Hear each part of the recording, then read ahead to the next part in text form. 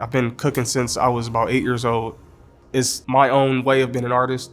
The reaction that you get when people taste your food and it's good, there's no feeling better than that. I had just moved back home from the University of Cincinnati. I felt like I was in my physical prime at that time.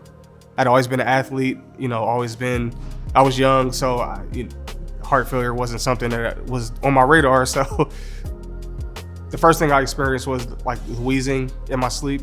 Then it transitioned to the shortness of breath. The final straw was the swelling of my legs and my feet. I couldn't put my shoes on one day, and that was what drove me to drive myself to the hospital. My cardiologist came in and he told me that I had congestive heart failure, and he explained what my heart looked like.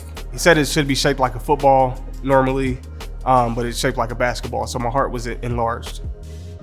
I had no knowledge of heart failure at 23. I was scared. Honestly, I didn't know if I was gonna die. I ended up at Cleveland Clinic. I was life flighted there late March. The first time anybody mentioned an LVAD to me was letting me know that the LVAD was a bridge to transplant. It's gonna give me a good quality of life until I can get the transplant. So I knew once I heard it that was probably gonna be my best course of action.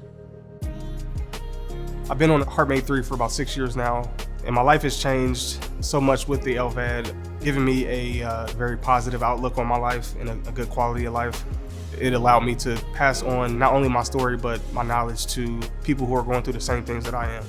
I tell them one of the pros is that we get to live our lives. It hasn't slowed me down. I've done everything that I wanted to do, especially getting married, having a family. Life is a blessing with the HeartMate 3.